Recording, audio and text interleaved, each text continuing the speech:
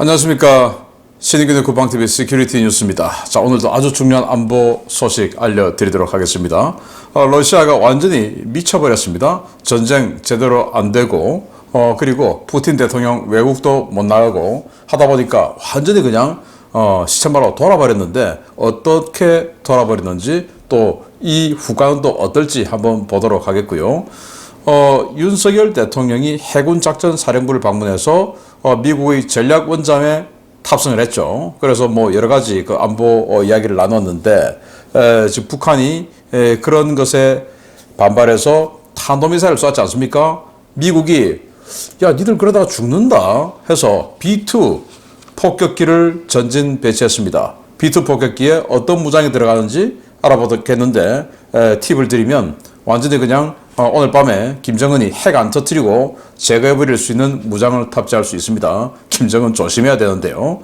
그리고 미 조선업계가 한국에 SOS를 친다라고 제가 군사TV를 통해서 여러 번 알려드렸는데, 그것도 후속 소식이 나왔습니다. 보겠습니다. 신인규의 국방TV 구독, 알림, 좋아요 눌러주십시오. 최근 미 해군 정보국이 미국과 중국의 조선 능력 격차를 지적하면서 이 상태가 유지되면 2020년대 중반부터 미국과 중국의 해군력 격차가 감당하지 못할 정도로 커질 것이라고 경고한 바 있습니다. 상황이 악화되자 미국이 결국 관계 법령 정비와 동맹국 아웃소싱 검토 작업에 들어갔다는 소식입니다. 미국이 중국의 급속한 해군력 팽창과 이에 따른 미중 해군 전투함 숫자 격차 확대 문제를 해결하기 위해 한국과 일본 등 동맹국의 군함의 건조와 유지 보수를 아웃소싱하는 방안을 추진 중이라고 리얼 클리어 디펜스가 현지 시각 7월 18일 밝혔습니다. 리얼 클리어 디펜스는 미국 조선소들의 비용 초과 문제는 이미 잘 알려진 사실이고, 최근 건조 작업이 시작된 컨스텔레이션급의 경우 비용 초과 문제로 사업이 지연되고 있다라며 비용 절감을 위해 도입된 해당 함정의 척단 건조비가 12억 3천만 달러 이상에 달할 것으로 조사돼 비판이 쇄도하고 있다라고 전했습니다. 이 때문에 미국은 미 해군 군함의 해외 건조를 금지하는 존스법을 폐지 수정하고 동맹국의 군함 건조와 정비 아웃소싱을 주는 방안을 검토 중인데요. 현재 한국과 일본 조선소들이 우선 고려 대상으로 선정된 것으로 알려졌습니다. 미 해군은 지난 2월 건함사업 총괄 책임자를 필두로 한 대표단을 한국에 보내 국내 조선 3사를 돌아보고 협력 방안을 타진한 바 있는데요. 이 때문에 미국이 한국의 호위함과 지원함 등 해군 함정 건조를 의뢰할 것이라는 관측이 나오고 있습니다. 현재 미 해군은 한국과 일본에 군함 건조 외주를 줄 경우에 대비해 핵심 기술과 지적재산권 등을 보호하기 위한 장치들을 준비하고 있는 것으로 알려졌는데요. 우리 정부와 업계, 선제적인 유치 전략을 짜고 미국발 조선 잭팟을 준비해야 하겠습니다. 네, 미국과 중국의 군함 숫자 격차가 점점 벌어지고 있고, 그게 또 가속화되고 있습니다. 자, 이런 상황에서 미국은 존스법이라고 하는 1920년도에 제정된 이 법으로 인해서 미국 국내를 왔다 갔다 하는 내항선, 그러니까 군함도 국내를 왔다 갔다 하죠. 이를테면 샌디에고에 있다가 동부의 노포크로 가고 뭐 이렇게 국내를 왔다 갔다 하니까 군함도 내항선인 겁니다. 그래서 내항선은 반드시 미국 조선소에서 건조를 해야 되고, 그 조선소는 이 75%의 지분을 미국인이 가지고 있어야 되고, 또 그 운항하는 선사도 75% 이상의 지분을 미국 국적인이 가지고 있어야 한다라는 존스법이 있어요. 그로 인해서 이 군함도 미 국내를 운항하는 배이기 때문에 해외 건조를 못하는 법이 지금 100년 넘게 이어져 오고 있는데, 그 100년 전의 미국은 세계에서 조선 능력이 제일 우수한 또 거대한 그런 나라였죠. 지금은 그런데 조선 능력이 완전히 폭망해서 중국의 233분의 1 밖에 안 되는 이런 조선 능력 아니겠습니까? 그러다 보니까 이제 군함을 건조를 많이 하고 싶어도 못하는 거예요. 그래서 올 초에 미 건함 관련 그 최고 수장인데 해군 소장이 일본과 한국을 왔어요. 그래서 일본 같은 경우는 미쯔비시 조선중공업, 그리고 재팬 마린 유나이티드, 그리고 한국은 이제 하나오션, 그리고 HD 현대중공업, 그리고 한진이죠. 한진중공업, 뭐 이런 식으로 둘러보면서 한국에서 내가 찾던 그 기술을 여기서 발견했다. 라고 할 정도로 극찬을 했는데, 뭐 당연히 극찬할 수 있죠. 또 일본보다 우리 한국의 규모가 압도적으로 크죠. 그러니까 일본과 한국의 물량을 나누어서 줄 가능성이 아주 높다. 그래서 제가 어제 보니까 한화오션이 지금 대우조선 해양을 인수를 하고 지금 거제도에 있는 그 옥포조선소에다가 군함 2척을 동시 건조할 수 있는 실내 건조장을 만들겠다라고 발표를 했는데, 우리 한국 해군이 지금 뭐 군함을 그렇게 갑자기 물량을 대폭 늘리는 계획이 없음에도 불구하고 한화가 그런 계획을 발표했다는 것은 미국의 이런 움직임을 한화가 선제적으로 지금 물량을 받겠다, 그런 의지의 표현, 준비 작업의 일환이라고 봅니다. 정말 잘하고 있다라고 생각이 되는데, 자, 이 존스법을 개정을 하자. 그거 안 되면 지금 안 된다라고 해서 존스법 개정 이제 움직임이 드디어 나왔고, 제가 한 일주일 전부터 계속 지금 이 사안을 지금 어프로치를 하고 있죠. 그래서 이 미국 같은 경우에 지금 컨스텔레이션급이라고 알레이버크급 이지스 구축함 아래 등급의 범용 호위함으로 좀 싼 값에 대량으로 군함 좀 만들자 해서 컨스텔레이션급을 만드는데, 이게 그 이탈리아의 핀칸티에리 조선소에서 만든 거예요. 그걸 이제 미국 합자법이 만들어서 대량 건조를 하게 되는데, 이거 좀 싼 값에 만들려고 했더니 미국 원래 미 해군은 척당 10억 달러 미만으로 만들려고 했는데, 이게 지금 미국은 조선 능력이 너무 열악하고 하다 보니까 인건비도 비싸고 해서 이게 올라가서 12억 3천만 달러라는 겁니다.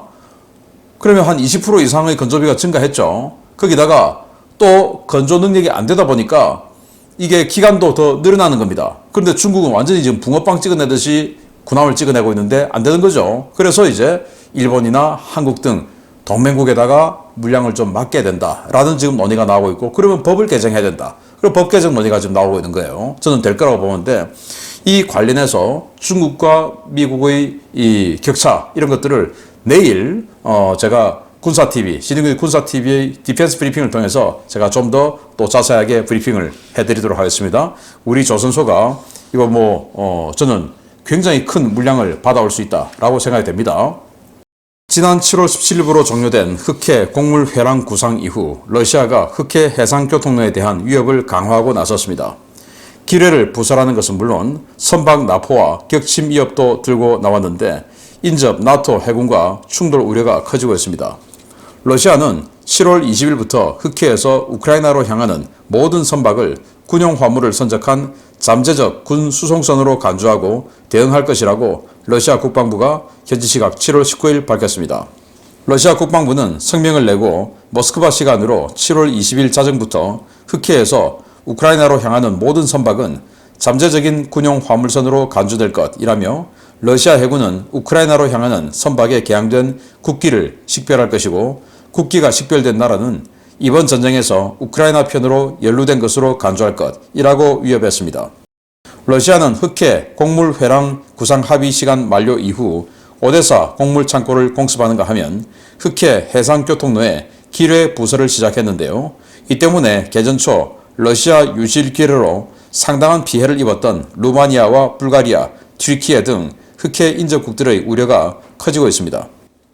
러시아의 이러한 입장에 대해 볼로디미르 젤렌스키 우크라이나 대통령은 흑해 곡물 수송은 러시아의 협력 없이도 계속될 수 있고, 인접한 튀르키예가 러시아의 광기로부터 해상교통로를 보호해 줄 것이라고 믿는다 라고 밝혔습니다. 실제로 튀르키예는 지난 7월 9일 레제프 타이에프 에르도안 대통령이 직접 나서 흑해 곡물 회랑 합의를 최대 2년까지 연장해야 한다고 천명한 바 있고, 해군력을 동원해 흑해 해상교통로 안전을 보장할 것이라는 입장을 밝힌 바 있는데요. 여기에는 루마니아와 불가리아 등 흑해 인접 나토 회원국들도 동참하고 있는 상황입니다. 러시아가 흑해 서부의 나토 회원국 해군 함정들을 무시하고 선박 납포나 공격을 시도할 경우 이는 나토 해군과의 우발적인 충돌로 이어질 수 있는데요. 흑해에서 나토에 비해 절대적인 해군력 열세에 있는 러시아가 과연 어떤 도발에 나설지 지켜봐야겠습니다. 완전히 지금 러시아가 궁지에 몰리다 보니까 그냥 미쳐버렸어요. 지금 브릭스 정상회담을 8월에 남아프리카 공화국에서 하게 되는데, 남아프리카 공화국은 ICC 국제형사재판소 회원국이죠. 그래서 ICC 국제형사재판소에서 푸틴 대통령이 아동 납치했다. 아동 납치 혐의로 푸틴 대통령에 대한 체포영장을 발부해놨죠. 그러면 이 ICC 회원국들은 그 체포영장을 지켜야 할 의무가 있어요. 그 의무를 다하지 않으면 어떻게 되냐? 그냥 국제 제재 받죠. 그래서 남아프리카 공화국 정말 푸틴 좀 제발 안 왔으면 좋겠는데 라고 한 상황에서 어제는 러시아가 만약에 남아프리카 공화국이 푸틴 대통령 체포하면 전쟁으로 간주하겠다라고 협박했다고 남아공 대통령이 그렇게 또 밝혔어요. 정말 뭐 골치 아프죠. 그런데 오늘 크렘린궁에서 푸틴 대통령은 브릭스 정상회담에 참석하지 않겠다. 그리고 이제 8월 20일부터 24일까지 화상으로만 참석하겠다라고 하니까 자기도 쫄리는 거죠. 이렇게 모든 것이 궁지에 몰리다 보니까 이제 또 이런 식으로 돌출 행동을 하는데 7월 17일부로 러시아가 곡물 수송선에 대해서는 봐줄게 했던 그 곡물 협정을 그동안 그 다음으로 연장 안 하고 이제 곡물 수송도 공개할 거야 라고 하고는 이런 식으로 오데사의 곡물 저장 시설을 폭격해버렸죠. 순항미사일 쏘아서 칼리브르로 폭격해버렸습니다. 그리고는 이제 이 곡물 수송선 깃발, 그 깃발이 어느 나라 깃발인지 확인하고 곡물 수송하러 왔는데 뭐 다 필요 없고 그냥 우크라이나로 들어가니까 그건 뭐 군수품 실어 나르는 배로 우리는 간주하고 무조건 공격할 거야. 그리고 우크라이나에 협력한 나라로 간주할 거야. 이런 식으로 완전히 그냥 아주 나쁜 아이가 그냥 뭐 시장판 바닥에 누워가지고 떼쓰는 딱 이런 짓을 지금 하고 있는 거 아니겠습니까? 그래서 젤렌스키 대통령은 튀르키예가 보스포러스 해협을 통제하고 있기 때문에 튀르키예가 보스포러스 해협으로 들어오는 그 어떤 나라의 군함도 통과시켜주지 않고 있죠. 그건 튀르키예에게 전 국제사회가 인정해준 자격입니다. 그래서 그 튀르키예의 자격을 다 지켜줘야 돼요. 그래서 못 들어갑니다. 특히 보스포러스 해협은 가장 좁은 곳이 폭이 800m 정도밖에 안 돼요. 그래서 튀르키예가 딱 흑해 입구를 틀어막고 있기 때문에 다른 나라 군함들, 러시아 군함들, 미국 군함들 아무도 못 들어가요. 그러면 이 흑해에 들어갈 수 있는 군함들은 어떤 군함이냐? 그냥 흑해함대, 러시아 흑해함대. 지금 뭐 반토막 나 있죠.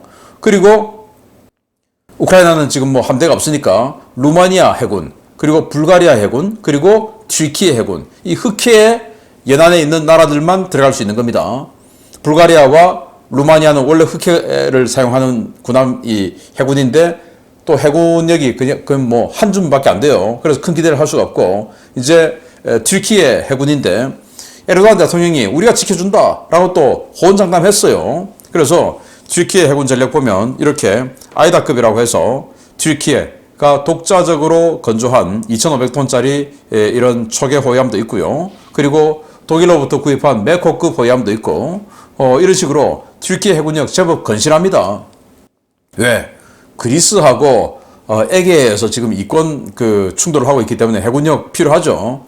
그래서 이런 해군력이 있는데 러시아가 감당할 수 있냐? 감당 못해요. 그래서 튀르키예 네티즌들은 뭐라고 이야기하냐? 지금 텔레그램에 이런 데서 야, 우리 튀르키예 해군력이 흑해에 있는 러시아 해군력보다 5배야, 5배. 까불면 박살내버려. 이런 식으로 또 이 튀르키예 네티즌들이 이야기하고 있는데 부디 실현되기를 바라고요.